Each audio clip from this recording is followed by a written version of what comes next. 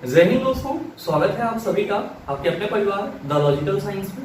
मैं हूं आलोक सिंह आतिश और आज के इस वीडियो सेशन में हम लोग डिस्कस करने वाले हैं रिप्रोडक्शन एमसीक्यू के पहले क्लास की। जी हाँ दोस्तों, आपका ये चैप्टर भी बहुत ही इंपॉर्टेंट है और यूट्यूब पे स्पेशली मैंने ना तो इसका एमसीक्यू करवाया था और ना ही आपको थ्योरी पढ़ाया था। तो आप लोगों का बहुत ज्यादा डिमांड था कि गुरुजी रिप्रोडक्शन को एक बार करवा दिया जाए। तो बिल्कुल आज से हम लोग रिप्रोडक्शन की शुरुआत करेंगे और बहुत ही जल्द इस चैप्टर को भी हम लोग कंप्लीट कर लेंगे। ध्यान में रखिएगा, अगर आप एमसीक्यू को पूरे अच्छे से डिस्कस कर लेते हैं, मेरे ख्याल से आपको बहुत ज्यादा थ्योरी में उलझने की जरूरत नहीं पड़ेगी। साथ ही आपकी जानकारी के लिए बताना चाहूंगा कि आज के इस सेशन का जो भी क्वेश्चन है उसका पीडीएफ आपको कहाँ मिलेगा, यह हमारे टेलीग्राम ग्रुप से मिल जाएगा, जिसका लिंक मैंने नीचे डिस्क्रिप्शन में डाल दिया है। आप वहां से जाकर के लिख सकते हैं। बहरहाल आइए अपने सेशन की शुरुआत करते हैं और चलते हैं पहले क्वेश्चन की तरफ। आपका जो पहला क्वेश्चन है आज के इस सेशन का, क्वेश्चन नंबर 1, क्या पूछा जा रहा है आपसे पूछा जा रहा है कि अलैंगिक प्रजनन लैंगिक प्रजनन से भिन्न है। अलैंगिक प्रजनन में युग्मक पैदा होते हैं। दूसरा ऑप्शन है वंश विविधताओं को दर्शाता है। तीसरा है कि नए जीव आनुवंशिक रूप से जनक माता पिता के समान होते हैं। और चौथा है आपका कि युग्मक के केंद्रों का संलयन होता है। क्या होगा इसका आंसर? आपसे क्वेश्चन करा जाता है कि अलैंगिक प्रजनन लैंगिक प्रजनन से भिन्न है, तो आपको ये बताना है कि किस तरह से भिन्न है। मेरे मित्र आप सभी कहेंगे कि गुरुजी ये बताओ ये लैंगिक और अलैंगिक जनन क्या है। तो आप सभी ध्यान में रखेंगे कि जब हम लोग जनन की बात करते हैं, रिप्रोडक्शन की बात करते हैं, तो हम सभी क्या कहते हैं कि गुरुजी रिप्रोडक्शन एक ऐसी प्रक्रिया है जिसके थ्रू हम लोग को क्या मिलता है, नया जीव मिलता है, नया ऑर्गेनिज्म मिलता है। साथ ही आप क्या कहते हो चला जी, ये जो जनन है ये दो तरीके से होता है। कितने तरीके से होता है? दो तरीके से होता है। पहला आपका कौन सा होता है? तो पहला होता है असेक्सुअल रिप्रोडक्शन। पहला कौन सा होता है? Asexual reproduction. दूसरा कौन सा होता है? तो सर दूसरा होता है सेक्सुअल रिप्रोडक्शन। और मेरे मित्र मैंने आपको कई बार बताया है कि जब हम लोग बात करते हैं असेक्सुअल रिप्रोडक्शन यानी कि अलैंगिक जनन की, तो आप सभी क्या कहते हैं कि गुरुजी इसमें सिंगल पेरेंट्स पार्टिसिपेट करते हैं। अलैंगिक जनन में क्या होता है? सिंगल पेरेंट पार्टिसिपेट करते हैं। जबकि जब हम लोग सेक्सुअल रिप्रोडक्शन की बात करते हैं इसमें क्या होता है? तो सर इसमें डबल पेरेंट्स पार्टिसिपेट करते हैं। और ये जो डबल पेरेंट्स होते हैं इसमें एक मेल होता है और दूसरा क्या होता है? फीमेल होता है। तो आप सभी क्या कहते हैं कि गुरुजी प्रजनन यानी कि जनन जो है वो दो तरीके का होता है। पहला होता है अलैंगिक जिसमें सिंगल पेरेंट पार्टिसिपेट करते हैं, और दूसरा होता है लैंगिक जनन जिसमें क्या होता है, तो दो विपरीत लिंग वाले पेरेंट्स पार्टिसिपेट करते हैं। और आप सभी ध्यान में रखेंगे कि लैंगिक जनन और अलैंगिक जनन दोनों में सबसे बड़ा डिफरेंसेस यही है कि अलैंगिक में सिंगल पेरेंट पार्टिसिपेट करता है जबकि लैंगिक में डबल पेरेंट्स पार्टिसिपेट करता है। और सबसे महत्वपूर्ण चीज आप सबों को ध्यान में रखना होगा कि अलैंगिक जनन प्रक्रिया के थ्रू जो आपको न्यू ऑर्गेनिज्म मिलता है, जो नया ऑफस्प्रिंग मिलता है, जो नया डॉटर सेल मिलता है, वो पूरी तरह से क्या होते हैं? तो सब जनक कोशिकाओं के समान होते हैं। तो आप यहाँ पे लिख सकते हैं कि अलैंगिक जनन में असेक्सुअल रिप्रोडक्शन में जो जीव प्राप्त होते हैं वे पूरी तरह से जनक जीव के समान होता है। पूरी तरह से जनक जीव के समान होता है यानी कि पेरेंट्स की तरह होता है। जैसे अगर हम लोग बात करें अलैंगिक जनन के एक एग्जांपल की, तो आप सभी क्या कहते हैं कि गुरुजी अमीबा में बाइनरी फिजन के प्रोसेस के थ्रू रिप्रोडक्शन की प्रक्रिया संपन्न होती है, यानी कि अमीबा में द्विविखंडन प्रक्रिया होता है। तो जो आपको नया अमीबा मिलता है वो हर तरह से क्या होता है? तो सर पहले वाले अमीबा के जैसा होता है, पहले वाले अमीबा के समान होता है। तो आप ये कह सकते हो कि अलैंगिक जनन में जो आपको जीव प्राप्त होते हैं वे पूरी तरह से जनक जीव के समान होते हैं, यानी कि जनक कोशिका के समान होता है। उसको जो जन्म देने वाला सेल है उसके समान होता है, चाहे वो आनुवंशिक प्रॉपर्टीज हो या फिर उसका संरचना हो। लेकिन जब हम लोग लैंगिक जनन की बात करते हैं इसमें क्या कहते हैं कि इस प्रक्रिया से प्राप्त जीव में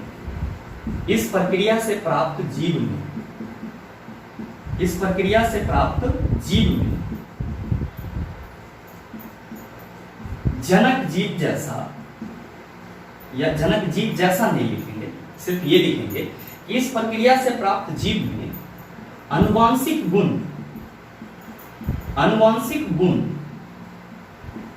जनक जीव जैसा होता है, अनुवांशिक गुण जनक जीव जैसा होता है, लेकिन संरचनाएं अलग हो सकती, ये आपका एक इंपॉर्टेंट डिफरेंस है सर, लैंगिक और अलैंगिक जनन। पहला आपने क्या देखा? तो पहला देखा कि अलैंगिक जनन में सिंगल पेरेंट की जरूरत होगी, जबकि जो सेक्सुअल रिप्रोडक्शन है, लैंगिक जनन है, इसमें डबल पेरेंट्स की जरूरत होगी। इसमें क्या होगा? इसमें जो जीव हम लोगों को मिलेंगे वे पूरी तरह से जनक जीव के समान होगा, चाहे उसका आनुवांशिक प्रॉपर्टीज हो, हेरिडिटरी मटेरियल या हेरिडिटरी प्रॉपर्टीज हो, या फिर उसके स्ट्रक्चर को लेकर के समानता हो, सभी चीजें अलैंगिक जनन में समान होगी पूरी तरह से। लेकिन लैंगिक जनन में क्या होगा? तो इस प्रक्रिया से प्राप्त जीव में आनुवांशिक गुण जनक जीव जैसा होता है, जो हेरिडिटरी प्रॉपर्टीज होगी वो उसके तो पेरेंट जैसा होगा, लेकिन संरचनाएं क्या हो सकती है सर? अलग अलग हो सकती है। जैसे एक ही माता पिता के अगर दो संतान हो तो दोनों ही संतान में आनुवांशिक गुण तो उसी माता पिता का रहेगा, लेकिन क्या संरचनाएं सेम होती है? आप कहेंगे नहीं होता ऐसा संरचना से। तो बस यही डिफरेंस है लैंगिक और अलैंगिक जनन में।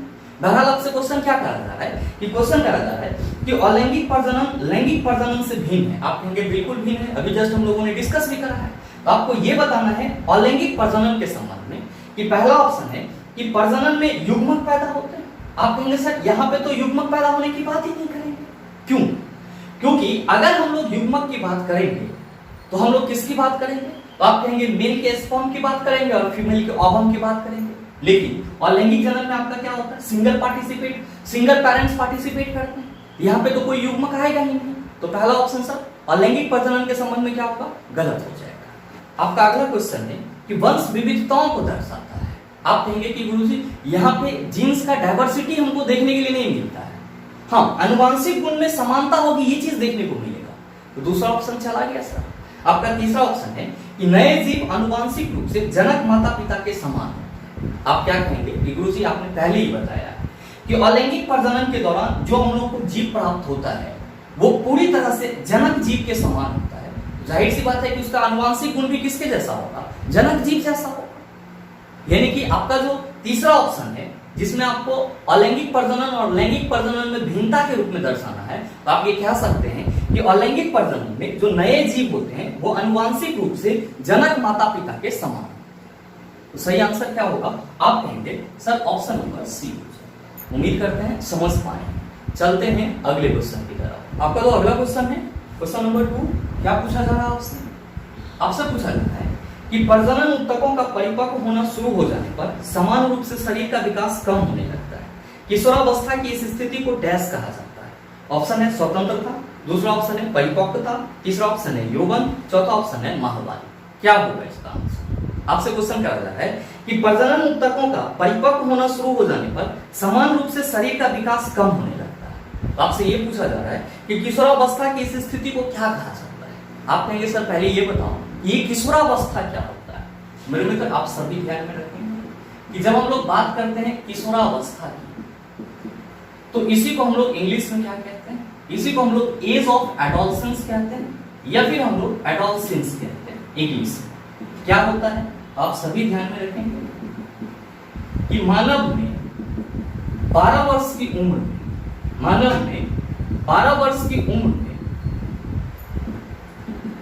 जननांग परिपक्व एवं क्रियाशील होना शुरू हो जाता है। परिपक्व एवं क्रियाशील होना शुरू हो जाता है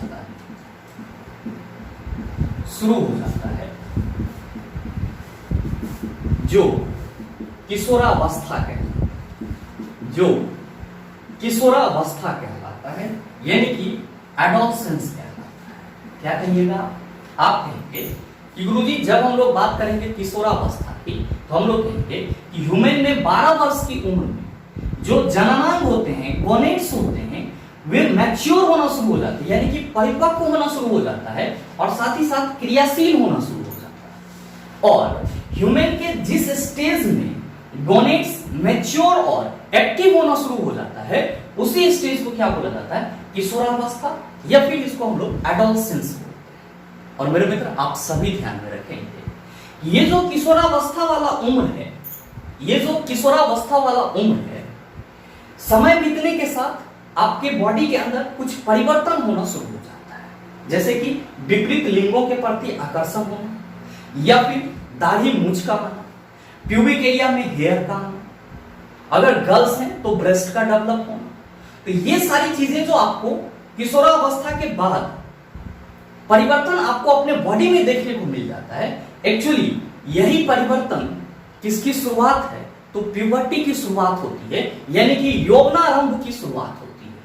और किशोरावस्था में जो आपको परिवर्तन देखने को मिलता है, यही परिवर्तन क्या कहलाता है? यौवन कहलाता है, या फिर यौवनावस्था कहलाता है। तो आप सभी क्या कहेंगे कि गुरुजी इसका मतलब ये हुआ कि किशोरावस्था में परिवर्तन, यानी कि किशोरावस्था में होने वाला परिवर्तन, किशोरावस्था में होने वाला परिवर्तन, किशोरावस्था में होने वाला परिवर्तन क्या कहलाता है? आप कहेंगे प्यूबर्टी, यानी कि यौवन कहलाता है। क्या कहलाता है? यौवन कहलाता है। तो कोई भी आपसे पूछे ये बताओ कि किशोरावस्था और प्यूबर्टी क्या है, तो आप क्या कहेंगे कि किशोरावस्था उस स्टेज को बोला जाता है जब मनुष्य 12 वर्ष का होता है और मनुष्य के शरीर में जो गोनेट्स जननांग होते हैं वो क्या होते हैं? मैच्योर और क्रियाशील होना शुरू हो जाते हैं, यानी कि ये अपना काम करना शुरू कर देता है। तो इस स्टेज को क्या बोला जाएगा? आप कहेंगे एडोलसेंस बोला जाएगा। कब? तो जब ह्यूमन के 12 वर्ष की उम्र में गोनेट्स मैच्योर और एक्टिव होना शुरू हो जाएंगे। जब ये एक्टिव होंगे, मैच्योर होंगे, तो जाहिर सी बात है कि आपका जो एंडोक्राइन ग्लैंड है, अंतःस्रावी ग्रंथि है, वो क्या हो जाएगा? सर एक्टिव हो जाएगा। आपके बॉडी में क्या होंगे? तो सर हार्मोन का सेक्रेशन शुरू हो जाएगा। और कुछ दिन बीतने के बाद किशोरावस्था के उम्र में ही क्या होगा? तो आपको और भी ज्यादा परिवर्तन देखने को मिलेगा, जैसे कि अभी जस्ट मैंने आपको बताया कि अपोजिट सेक्स के प्रति अट्रैक्शन, या फिर प्यूबिक एरिया में हेयर का आना, दाढ़ी मूंछ का आना, ब्रेस्ट का डेवलप होना, मेंस्ट्रुअल साइकिल का आना। तो ये सभी जो परिवर्तन आपको किशोरावस्था में देखने को मिलेंगे, इसी को हम लोग क्या कहेंगे? तो गुरुजी यौवन, या फिर हम लोग प्यूबर्टी कहते हैं। तो आप ये कह सकते हैं कि किशोरावस्था में होने वाला परिवर्तन क्या कहलाएगा? प्यूबर्टी कहलाएगा। तो चला जी, आपसे जो क्वेश्चन करा जा है कि प्रजनन ऊतकों का परिपक्व होना शुरू हो जाने पर समान रूप से शरीर का विकास कम होने लगता है, और आपसे फिर कहा जा रहा है कि किशोरावस्था की इस स्थिति को डैश कहा जाता है। आप कहेंगे कि गुरुजी यौवन कहा जाता है। तो सही आंसर क्या हो जाएगा? आप कहिएगा ऑप्शन नंबर सी हो जाएगा। मेरे मित्र ध्यान में रखेंगे कि जब यौवनावस्था यानी कि यौवन की शुरुआत होती है, ये बहुत लंबे समय तक नहीं चलती। जैसे ही आप एक तरह से ठेठ भाषा में कह सकते हो कि आप पूरी तरह से जवान हो जाते हो, तो आपके जो शरीर का ग्रोथ होता है वो रुक जाता है। एडम्स एप्पल ये इस तरह से निकल जाता है, तो आप लोग क्या कहते हैं कि जिसका ये निकल गया उसके लंबाई में अब कोई वृद्धि नहीं होगा। एडम्स एप्पल बाहर आ गया मतलब उसके लंबाई में कोई वृद्धि नहीं होगा, उसका वृद्धि रुक जाएगा। यहाँ पे जो बात करा जा रहा है कि समान रूप से शरीर का विकास कम होने लगता है, वो इसी विकास के कम होने की बात कर रहा है कि जो लंबाई वगैरह रुक जाता है। तो फिर कहा जा रहा है कि किशोरावस्था की इस स्थिति को क्या कहा जाएगा? आप कहेंगे सर यौवन, यानी कि यौवनारंभ कहा जाएगा, जिसको इंग्लिश में प्यूबर्टी कहते हैं। उम्मीद करते हैं समझ पाएंगे। चलते हैं अगले क्वेश्चन की तरफ। आपका जो अगला क्वेश्चन है, क्वेश्चन नंबर 3, क्या पूछा जा रहा है आपसे? पूछा जा रहा है कि डैश उस उम्र का नाम है जिसके दौरान मानव पुरुषों और महिलाओं के प्रजनन अंग कार्यात्मक हो जाते हैं, गोनेट्स युग्मकों और सेक्स हार्मोन का उत्पादन शुरू कर देते हैं, और मानव यौन के प्रति परिपक्व हो जाता है। ऑप्शन है यौन प्रजनन, दूसरा ऑप्शन है युग्मक, तीसरा ऑप्शन है अनिषेक जनन, और चौथा ऑप्शन है किशोरावस्था। बताइए अब ये क्वेश्चन आपसे सॉल्व होगा या नहीं होगा? आप कहेंगे सर बिल्कुल हो जाएगा, अभी जस्ट आपने पीछे के क्वेश्चन में इसको डिस्कस करा है। तो मेरे मित्र इस क्वेश्चन का सही आंसर क्या होगा आप सबों से जानने की इच्छा रखूंगा। सही आंसर नीचे कमेंट करके जरूर बताइएगा, आपके कमेंट का इंतजार करेगा। बहरहाल चलते हैं अगले क्वेश्चन की तरफ। आपका जो अगला क्वेश्चन है, क्वेश्चन नंबर 4, क्या पूछा जा रहा है आपसे? आपसे पूछा जा रहा है निम्नलिखित में से कौन सा मानवों में पुरुष प्रजनन प्रणाली का हिस्सा नहीं है? ऑप्शन है अंडकोश, दूसरा ऑप्शन है अंडाशय, तीसरा ऑप्शन है वृषण, चौथा ऑप्शन है शुक्रवाहिका। आप सभी कहेंगे कि गुरुजी यहाँ पे जो अंडाशय की बात कर रही है वो पुरुष प्रजनन का हिस्सा नहीं है। तो सही आंसर क्या होगा? आप कहिएगा ऑप्शन नंबर बी हो जाएगा। लेकिन बहुत सारे मित्रों के मन में आ रहा होगा कि गुरुजी अगर हम लोग बात करें पुरुष प्रजनन प्रणाली के हिस्सा की, पुरुष प्रजनन प्रणाली के भाग की, जरा सा हमको ये बता दो कि ऐसा कौन कौन सा भाग है जो पुरुष प्रजनन प्रणाली का निर्माण करता है। तो मेरे मित्र आप सभी ध्यान में रखेंगे कि पुरुष का जो प्राथमिक जननांग होता है वो किसको बोला जाता है। आप सभी ध्यान में रखेंगे कि वृषण को बोला जाता है। ध्यान में रखिएगा कि वृषण और साथ ही साथ वृषण कोष, ये दोनों ही क्या है, पुरुष प्रजनन प्रणाली तंत्र का हिस्सा है। वृषण को इंग्लिश में क्या कहते हैं, इसको हम लोग इंग्लिश में टेस्टिस कहते हैं, और इसको हम लोग इंग्लिश में क्या कहते हैं, तो एस्क्रोटल सेक कहते हैं। क्या कहते हैं, एस्क्रोटल सेक कहते हैं। और साथ ही साथ ध्यान में रखेंगे कि इसके बाद क्या है सर, तो जो शुक्र वाहिका होता है, जो शुक्राणु को एक जगह से दूसरी जगह ले जाता है, जिसको इंग्लिश में वास डिफरेंस बोला जाता है, ये भी क्या है, तो पुरुष प्रजनन प्रणाली का ही हिस्सा है। साथ ही साथ जो शुक्राशय होता है, जिसको हम लोग क्या कहते हैं, वास वेसिकल कहते हैं, ये भी क्या है, तो पुरुष प्रजनन प्रणाली का ही हिस्सा है। और साथ ही जो सीसन बोलते हैं हम लोग, जिसको इंग्लिश में पेनिस बोला जाता है, ये भी क्या है, पुरुष प्रजनन प्रणाली का हिस्सा है। मेरे मित्र आप सभी बड़े ही आसानी से ये कह सकते हैं कि गुरुजी वृषण या वृषण कोष, शुक्रवाहिका, शुक्राशय, सीसन, ये सब के सब क्या है, पुरुष प्रजनन प्रणाली का हिस्सा है। ये सब के सब क्या है, पुरुष प्रजनन प्रणाली का हिस्सा है। तो आपसे जो क्वेश्चन करा जा रहा था कि निम्नलिखित में से कौन सा मानवों में पुरुष प्रजनन प्रणाली का हिस्सा नहीं है, तो आप क्या कहेंगे कि पहले ऑप्शन में अंडकोष दिया हुआ था सर जी, और वृषण कोष को ही हम लोग क्या कहते हैं, आप कहेंगे कि गुरुजी इसी को हम लोग अंडकोष कहते हैं, ये तो पुरुष प्रजनन प्रणाली का हिस्सा है। पहला ऑप्शन आपका हिस्सा है, जबकि आपसे पूछा जा रहा है कि हिस्सा नहीं है। दूसरा ऑप्शन सर अंडाशय, आप कहेंगे सर ये तो फीमेल के बॉडी में होता है, तो सही आंसर इसलिए आपने पहले ही टिक कर लिया। और आपका तीसरा ऑप्शन है वृषण, आप कहेंगे सर ये तो मुख प्रजनन अंग कहलाता है पुरुष का। और आपका चौथा ऑप्शन है शुक्रवाहिका, आप कहेंगे सर यहाँ पे लिख ही दिया है वास डिफरेंस, ये क्या करता है, शुक्राणु को एक जगह से दूसरी जगह ले जाता है। तो पुरुष प्रजनन प्रणाली का कौन कौन सा भाग है, इसको आप याद रखिएगा, आपके एग्जाम के लिए बहुत ही इंपॉर्टेंट है। इससे संबंधित और क्वेश्चन भी आपसे पूछे जा सकते हैं। बहरहाल चलते हैं अगले क्वेश्चन की तरफ। आपका जो अगला क्वेश्चन है, क्वेश्चन नंबर 5, क्या पूछा जा रहा है आपसे पूछा जा रहा है कि निम्नलिखित में से कौन महिला जनन अंग नहीं है। ऑप्शन है गर्भाशय, दूसरा ऑप्शन है शुक्रवाहिका, तीसरा ऑप्शन है अंडाशय, चौथा ऑप्शन है फैलोपियन।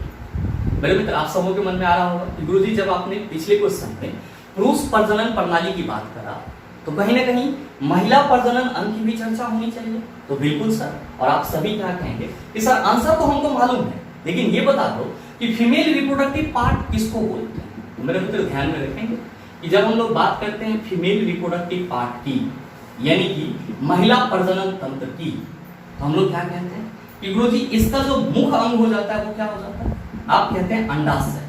क्या हो जाता है, अंडाशय, जिसको हम लोग क्या कहते हैं, चला ओवरीज, क्या कहते हैं, ओवरीज। और फिर क्या होता है, आप सभी कहते हैं कि गुरुजी फिर होता है अंडवाहिनी, अंडवाहिनी जिसको हम लोग डिंबवाहिनी भी डिंबवाहिनी भी कहते हैं। इसी को इंग्लिश में क्या बोला जाता है, चला इसी को इंग्लिश में फैलोपियन ट्यूब बोला जाता है। क्या बोला जाता है, फैलोपियन ट्यूब बोला जाता है। और फिर कौन सा होता है, तो फिर होता है सर गर्भाशय, जिसको क्या बोला जाता है, आप कहेंगे यूटेरस बोला जाता है। और फिर क्या होता है, तो सर फिर होता है योनि, जिसको क्या बोला जाता है, तो सर वेजाइना बोला जाता है। इसका मतलब क्या हुआ कि अगर हम लोग बात करते हैं फीमेल रिप्रोडक्टिव पार्ट की, महिला प्रजनन अंग की, तो जो अंडाशय है, अंडवाहिनी है, गर्भाशय है, योनि है, ये सब मिलकर के क्या करते हैं, तो महिला प्रजनन तंत्र का निर्माण करते हैं। क्या करते हैं, महिला प्रजनन तंत्र का निर्माण। ध्यान देंगे, अंडाशय यानी कि ओवरी, ये क्या करेगा, तो आप कहेंगे कि गुरुजी ये अंडा यानी कि एग का निर्माण करेगा। और साथ ही जो अंडवाहिनी है, जिसको हम लोग डिंबवाहिनी भी बोलते हैं सर, इसी को फैलोपियन ट्यूब बोला जाता है। और यहीं पे क्या होता है, तो सर फर्टिलाइजेशन की प्रोसेस होती है, निषेचन की प्रक्रिया होती है। ध्यान में रखिएगा, बहुत ही इंपॉर्टेंट क्वेश्चन है, कई बार आपके एग्जाम में पूछा गया है कि मानवों में निषेचन की प्रक्रिया संपन्न होती है, आप कहेंगे फैलोपियन ट्यूब में संपन्न। और साथ ही नेक्स्ट आपका कौन सा हो जाता है, गर्भाशय होता है। और गर्भाशय के दीवारों में जो टूट फूट होता है, इसी वजह से गर्ल्स में पीरियड के दौरान क्या होता है, तो सर बॉडी से ब्लड बाहर आता है। ये क्वेश्चन भी आपका ग्रुप डी एग्जाम में पूछा गया था कि मासिक धर्म के दौरान महिलाओं के शरीर से जो रक्त बाहर आता है वो किस वजह से आता है, तो आप कहेंगे गर्भाशय के दीवारों में टूट फूट के कारण आता है। और नेक्स्ट कौन सा हो जाता है, तो सर योनि यानी कि वेजाइना हो जाता है, जो क्या होता है, तो सर पार्ट होता है किसके लिए सर, तो फीमेल रिप्रोडक्टिव सिस्टम का, यानी कि महिला प्रजनन तंत्र का। और ध्यान में रखें कि पेंट्रेशन की शुरुआत कहां से होगी, तो सर वेजाइना से होगी। और फिर स्पर्म जो है वो कहां चला जाता है, फैलोपियन ट्यूब में, जहां पे क्या होता है, ओवम यानी कि अंडा, जिसको हम लोग एग बोलते हैं, और वो क्या होता है, तो सर फर्टिलाइज हो जाता है, जो आपका निषेचन कहलाता है। बहरहाल आपसे जो क्वेश्चन करा जा रहा है कि निम्नलिखित में से कौन महिला जननांग नहीं है, तो आप सभी क्या कहेंगे कि गुरुजी जो शुक्र वाहिका है ये महिला जननांग नहीं है। तो सही आंसर आप कहिएगा ऑप्शन नंबर बी हो जाएगा। बहरहाल चलते हैं अगले क्वेश्चन की तरफ। आपका जो अगला क्वेश्चन है क्वेश्चन नंबर 6, क्या पूछा जा रहा है आपसे पूछा जा रहा है कि नर और मादा युग्मक आपस में मिलकर डैश बनाते हैं। ऑप्शन है युग्मज, दूसरा ऑप्शन है अंडाणु, तीसरा ऑप्शन है गर्भ, चौथा ऑप्शन है शुक्राणु। मेरे मित्र आपसे क्वेश्चन करा जा रहा है कि नर और मादा युग्मक आपस में मिलकर के क्या बनाते हैं। आंसर आप सबको मालूम है, लेकिन यहाँ पे बेसिक कंसेप्ट को समझना है। मेरे मित्र आप सभी क्या कहते हैं कि Guruji when we discuss about sexual reproduction, जब हम लोग सेक्सुअल रिप्रोडक्शन को डिस्कस कर रहे होते हैं तो हम लोग क्या कहते हैं, in a process of sexual reproduction there is a double parents are participate. मतलब क्या हुआ कि सेक्सुअल रिप्रोडक्शन में क्या होता है, तो दो पेरेंट्स भाग लेते हैं, दो पेरेंट्स पार्टिसिपेट करते हैं, one of them is male and the next is female. मेरे मित्र साथ ही आप सभी क्या कहते हैं कि गुरुजी ये जो मेल होता है इसके बॉडी से स्पर्म निकलता है, इसके बॉडी से क्या निकलता है सर, स्पर्म निकलता है। और जो फीमेल होता है इसके बॉडी से क्या होता है, तो सर ओवम का निष्कासन होता है या ओवम का फॉर्मेशन होता है, या आप कह सकते हो कि फीमेल के बॉडी से ओवम प्राप्त होता है। मेरे मित्र ध्यान देंगे कि जब स्पर्म और ओवम एक दूसरे के साथ डिफ्यूज हो जाता है, जब स्पर्म और ओवम एक दूसरे के साथ मिल जाता है, तो सर जो मिलने की प्रक्रिया होती है वो निषेचन कहलाता है। क्या होता है सर, मिलने की प्रक्रिया यानी कि डिफ्यूज होने की प्रक्रिया क्या कहलाता है, निषेचन कहलाता है। और निषेचन के उपरांत क्या बनता है, तो आप सभी याद रखेंगे युग्मज बनता है। क्या बनता है, युग्मज बनता है। मेरे मित्र ध्यान दीजिएगा कि स्पर्म को क्या बोला जाता है, स्पर्म को बोला जाता है सर नर युग्मक। क्या बोला जाता है, नर युग्मक, युग्मक बोला जाता है। यहाँ पे जो बन रहा है ये युग्मज है, तो क और ज में डिफरेंस याद रखिएगा सर। क्या कहेंगे, स्पर्म को गुरुजी नर युग्मक बोला जाएगा, ओवम को क्या बोला जाएगा जी, आप कहेंगे मादा युग्मक बोला जाएगा। तो मेरे मित्र जब नर और मादा युग्मक एक दूसरे के साथ डिफ्यूज होता है यानी कि मिलता है, तो इस प्रक्रिया को निषेचन कहते हैं। और ये निषेचन की प्रक्रिया मादा के बॉडी में जो डिंब वाहिनी फैलोपियन ट्यूब होती है वहां पे होती है। और निषेचन प्रक्रिया के फलस्वरूप क्या मिलता है, युग्मज बनता है, जिसको हम लोग क्या कहते हैं, जाइगोट कहते हैं। तो चेला जी आपसे जो क्वेश्चन करा जा रहा है कि नर और मादा युग्मक आपस में मिलकर डैश बनाते हैं, आप कहेंगे कि गुरुजी नर और मादा युग्मक आपस में मिलकर युग्मज बनाते हैं। तो सही आंसर क्या होगा, आप कहिएगा कि गुरुजी युग्मज पहले ही ऑप्शन में है। तो बिल्कुल हमारे इस क्वेश्चन का सही आंसर ऑप्शन नंबर ए हो जाएगा। बहरहाल चलते हैं अगले क्वेश्चन की तरफ। आपका जो अगला क्वेश्चन है क्वेश्चन नंबर 7, बड़ा ही आसान सा सवाल सर। आपसे पूछा जाता है कि डैश के परिणाम स्वरूप युग्मज का निर्माण होता है। ऑप्शन है प्रकाश संश्लेषण, दूसरा ऑप्शन है श्वेत, तीसरा ऑप्शन है निषेचन, चौथा ऑप्शन है परागण। मेरे मित्र इस क्वेश्चन का आंसर मैं नहीं बताऊंगा, आप सबों से जानने की इच्छा रखूंगा। और अभी जस्ट इसके पिछले क्वेश्चन में मैंने इस बात को डिस्कस करा है। तो सही आंसर क्या होगा नीचे कमेंट करके जरूर बताइएगा, आपके कमेंट का इंतजार रहेगा। बहरहाल चलते हैं अगले क्वेश्चन की तरफ। आपका जो अगला क्वेश्चन है क्वेश्चन नंबर 8, क्या पूछा जा रहा है आपसे पूछा जा रहा है कि उस भाग की पहचान करें जहां पुरुष प्रजनन भाग में जनन कोशिकाओं का निर्माण होता है। ऑप्शन है अंडकोश की थैली, दूसरा ऑप्शन है लिंग, तीसरा ऑप्शन है मूत्रवाहिनी, चौथा ऑप्शन है वृषण। आप सभी क्या कहेंगे कि गुरुजी जो हमसे क्वेश्चन करा जाता है कि उस भाग की पहचान करें जहां पुरुष प्रजनन भाग में जनन कोशिका का निर्माण होता है, तो हम सभी कह सकते हैं कि जनन कोशिका को गोनेट्स बोला जाता है। जनन कोशिका को गोनेट्स बोला जाता है। और अगर हम लोग पुरुष के जनन कोशिका की बात करते हैं तो इसको क्या कहते हैं, स्पर्म कहते हैं। और ये जो स्पर्म है ये कहां पे फॉर्म होता है, कहां पे निर्मित होता है, तो आप सभी कहते हैं कि गुरुजी ये तो वृषण में निर्मित होता है, यानी कि टेस्टिस में फॉर्म होता है। तो आपसे जो क्वेश्चन करा जा रहा है कि उस भाग की पहचान करें जहां पुरुष प्रजनन भाग में जनन कोशिकाओं का निर्माण होता है। आप शौक से कहेंगे कि गुरुजी वृषण। सही आंसर क्या होगा? ऑप्शन नंबर डी होगा। ध्यान में रखिएगा, क्वेश्चन आपसे ये भी पूछा जाता है कि पुरुषों का जो प्राथमिक प्रजनन अंग है उसे क्या बोला जाता है? आप कहेंगे गुरुजी वृषण यानी कि टेस्टिस बोला जाता है। बहरहाल चलते हैं अगले क्वेश्चन की तरफ। आपका जो अगला क्वेश्चन है, क्वेश्चन नंबर 9, क्या पूछा जा रहा है आपसे? आपसे पूछा जाता है कि मादा रोगाणु कोशिकाएं या अंडे किसमें निर्मित होते हैं?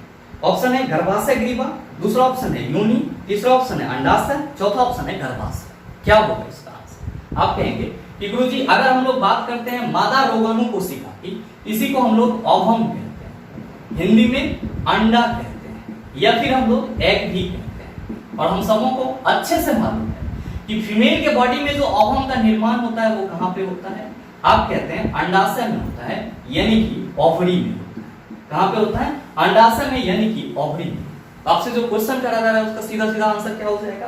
आप कहेंगे कि गुरुजी अंडाशय हमारे ऑप्शन नंबर सी में है, तो सीधा आंसर ऑप्शन नंबर सी हो जाएगा। बहरहाल चलते हैं अगले क्वेश्चन की तरफ। आपका जो अगला क्वेश्चन है, क्वेश्चन नंबर 10, क्या पूछा जा रहा है आपसे? आपसे पूछा जाता है कि गतिशील जीवाणु कोशिका को कहा जाता है। ऑप्शन है युग्मक, दूसरा ऑप्शन है नर युग्मक, तीसरा ऑप्शन है मादा युग्मक, चौथा ऑप्शन है आइसोगेमेट। क्या होगा इसका आंसर? आपसे क्वेश्चन करा जाता है कि जो गतिशील जीवाणु कोशिका होता है उसे क्या कहा जाता है? आप कहेंगे गुरुजी गतिशील जीवाणु कोशिका का मतलब क्या होगा?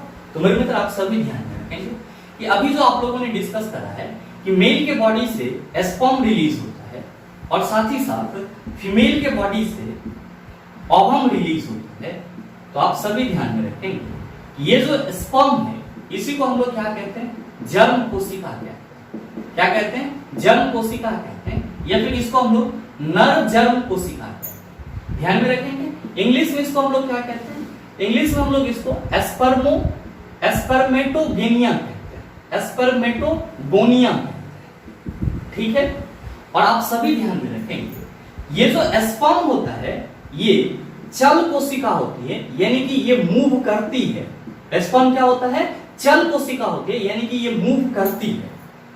जबकि अगर हम लोग बात करते हैं फीमेल के ओवम की, तो हम लोग क्या कहते हैं कि गुरुजी इसको हम लोग मादा जर्म कोशिका कहते हैं। क्या कहते हैं? मादा जर्म कोशिका कहते हैं। और मेरे मित्र आप सभी ध्यान में रखेंगे इसी को इंग्लिश में ओगोनिया कहते हैं। और मादा जर्म कोशिका क्या होती है? अचल कोशिका होती है, यानी कि ये मूव नहीं करती, ये मूव नहीं करती। तो आप सभी ध्यान में रखें कि जो आपका नर जर्म कोशिका यानी कि मेल का स्पर्म होता है ये चल कोशिका होता है, जबकि जो फीमेल का ओवम होता है ये क्या होता है? अचल कोशिका होता है। तो आपसे जो क्वेश्चन करा जा रहा है कि गतिशील जीवाणु कोशिका को कहा जाता है, आप कहेंगे सर गतिशील जीवाणु कोशिका जो है वो तो मेल का होगा, और मेल का जो ये स्पर्म है इसी को हम लोग क्या कहते हैं? नर युग्मक भी कहते हैं। तो सही आंसर क्या होगा? आप कहेंगे सर ऑप्शन नंबर बी हो जाएगा। बहरहाल चलते हैं अगले क्वेश्चन की तरफ। आपका जो अगला क्वेश्चन है, क्वेश्चन नंबर 11, बड़ा ही आसान सा सवाल। आपसे पूछा जा रहा है कि मानव नरों में मूत्र और वीर्य के प्रवाह के लिए एक ही मार्ग है जिसे डैश कहते हैं। ऑप्शन है डिंब वाहिनी, दूसरा ऑप्शन है मूत्र वाहिनी, तीसरा ऑप्शन है मूत्र मार्ग, और आपका चौथा ऑप्शन है शुक्र वाहिका। क्या होगा इसका आंसर? आपसे क्वेश्चन करा जा रहा है कि नरों में मूत्र और वीर्य के प्रवाह के लिए एक ही मार्ग होता है, इसे क्या कहा जाता है? आप सभी क्या कहेंगे कि गुरुजी ह्यूमन में जो मेल होते हैं उसके बॉडी से जो यूरिन बाहर आता है और साथ ही साथ जो वीर्य बाहर आता है, इस दोनों के लिए एक ही कॉमन रास्ता होता है, और वो क्या होता है? तो गुरुजी मूत्र मार्ग, जिसको हम लोग क्या कहते हैं? यूरेथ्रा कहते हैं। तो सही आंसर क्या होगा? आप सभी कहेंगे सर ऑप्शन नंबर सी हो जाएगा। बहुत ही इंपॉर्टेंट क्वेश्चन है और आपके ये कई शिफ्ट में इस क्वेश्चन को रिपीट किया गया था। तो आप सभी हमेशा अपने माइंड में रखेंगे कि नर में यानी कि मेल में बॉडी से यूरिन और स्पर्म को बाहर निकालने के लिए सिर्फ और सिर्फ एक ही कॉमन मार्ग होता है, जो क्या कहलाता है? यूरेथ्रा यानी कि मूत्र मार्ग कहलाता है। बहरहाल चलते हैं अगले क्वेश्चन की तरफ। आपका जो अगला क्वेश्चन है, क्वेश्चन नंबर 12, बड़ा ही आसान सा सवाल, और मैंने कई बार आपको इसी सेशन में बता दिया है। आपसे क्वेश्चन करा जा रहा है कि पुरुष में प्राथमिक यौन अंग कौन सा होता है? ऑप्शन है प्रोस्टेट, दूसरा ऑप्शन है वृषण, तीसरा ऑप्शन है वास डिफरेंस, चौथा ऑप्शन है वीर्य फुटिका। क्या कहेंगे कि गुरुजी आपने इसी सेशन में बताया है कि जब हम लोग बात करते हैं पुरुष में प्राथमिक यौन अंग की, तो प्राथमिक यौन अंग किसे बोला जाता है? वृषण यानी कि टेस्टिस को बोला जाता है। तो सही आंसर क्या हो जाएगा? आप कहेंगे गुरुजी वृषण जो है वो हमारे ऑप्शन नंबर बी में है, इसीलिए सही आंसर ऑप्शन नंबर बी होगा। आप सबों के मन में आ रहा होगा कि गुरुजी पहले ऑप्शन में प्रोस्टेट दिया हुआ है, ये प्रोस्टेट क्या होता है? तो मेरे मित्र आप सभी ध्यान में रखेंगे कि प्रोस्टेट जो है वो एक प्रकार का ग्लैंड है, ग्रंथि है, जो क्या स्रावित करती है? प्रोस्टेट फ्लूइड स्रावित करती है।